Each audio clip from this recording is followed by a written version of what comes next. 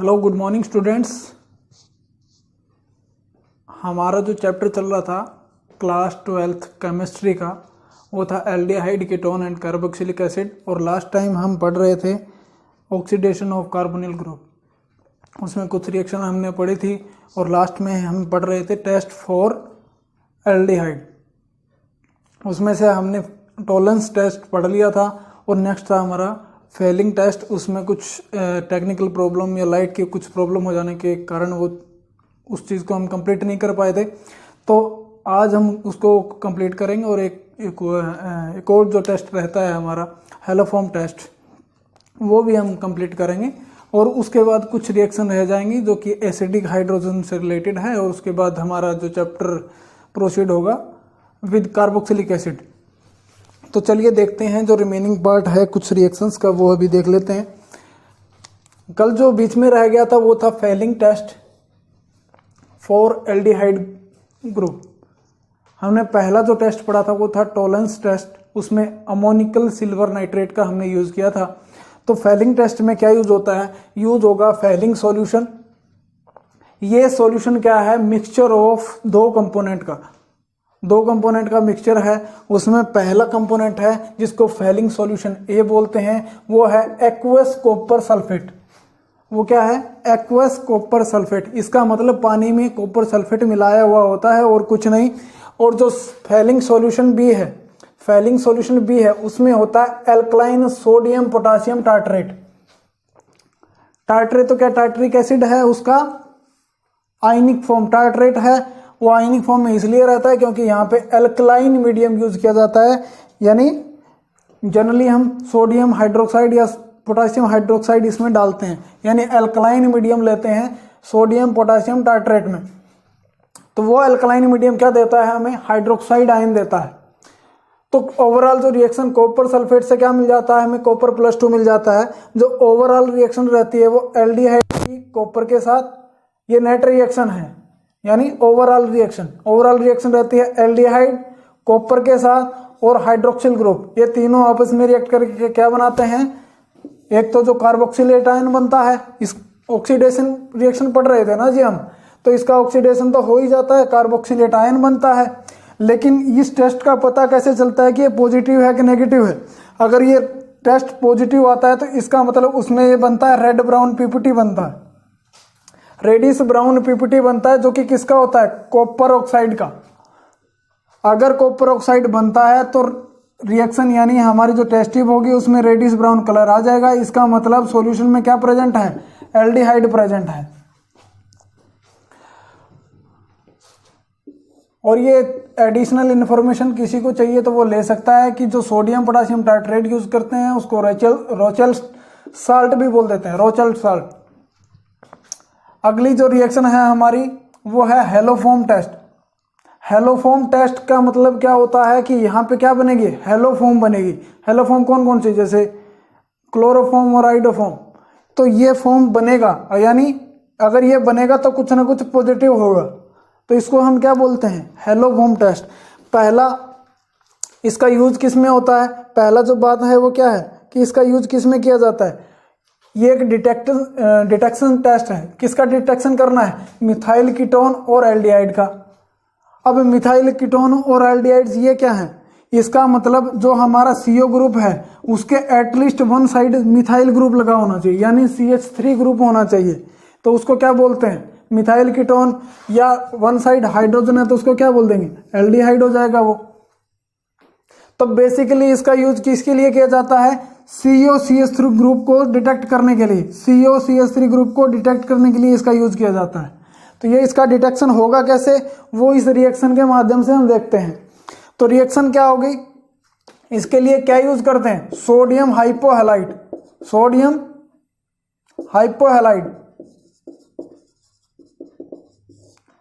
हाइपोहैलाइड क्या होता है? NaOH। OX X क्या है यहाँ पे? कोई भी हैलोजन हो सकती है, जैसे कि क्लोरीन है, ब्रोमीन है या आयोडीन है। तो जिसका हाइपोहैलाइड लेंगे हम, उसी के कॉरेस्पॉन्डिंग उसकी हेलोफॉर्म बन जाएगी। हेलोफॉर्म यानी क्लोरीन लेंगे तो क्लोरोफॉर्म बन जाएगी और आयोडीन लेंगे तो आयोडोफॉर्म बन जाएगी। तो ये रिएक्शन होगी उसमें।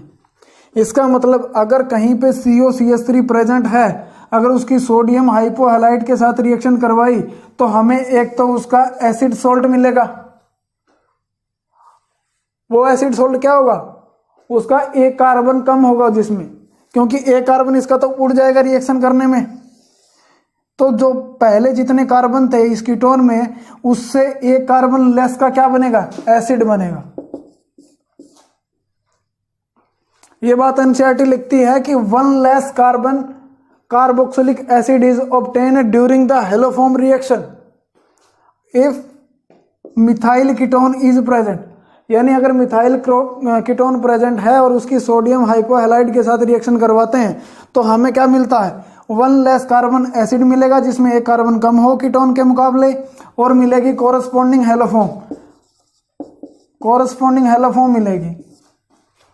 फॉर एग्जाम्पल के लिए मैंने एक लिया है, ये मॉलिक्यूल लिया है जो कि आपकी एनसीईआरटी में भी दिया हुआ है।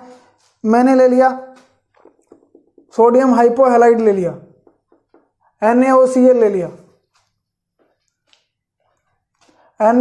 ले लिया सोडियम हाइपोहैलाइड, किसका ले लिया, क्लोराइड का। तो क्या बोल देंगे इसको, सोडियम हाइपोक्लोराइड।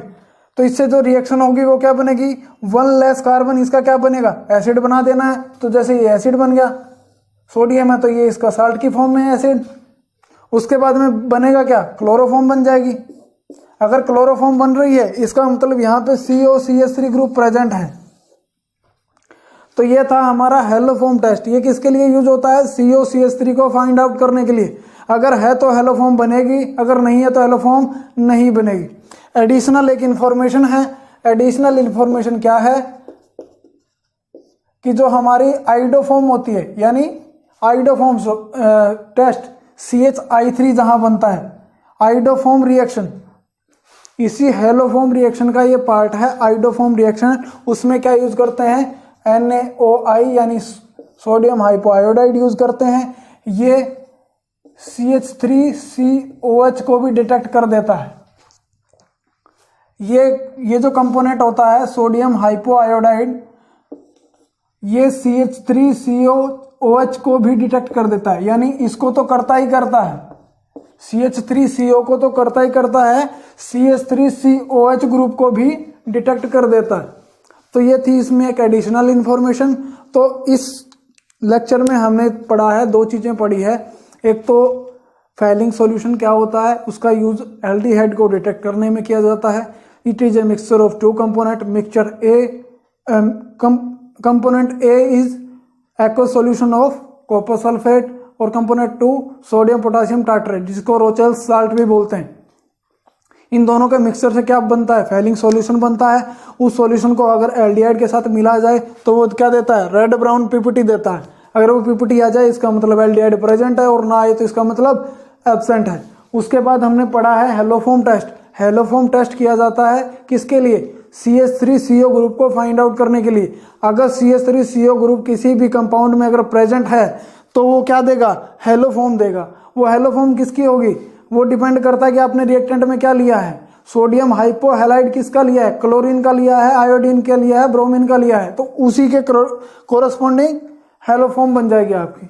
और एक इंपॉर्टेंट बात यह है कि जो आइडोफॉर्म टेस्ट किया जाता है वो CH3COH ग्रुप को भी। फॉर एग्जांपल मैं आपको एक कंपाउंड लिख के देता हूं, जैसे ये कंपाउंड आइडोफॉर्म रिएक्शन देगा या नहीं देगा, तो हम कह सकते हैं बिल्कुल देगा, क्योंकि आइडोफॉर्म CH3CO ग्रुप को डिटेक्ट करती है। तो ये था हमारा आइडोफॉर्म टेस्ट।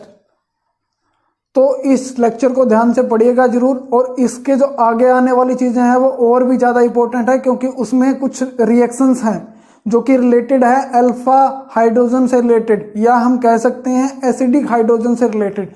तो उन रिएक्शन को जरूर पढ़ना है हमें।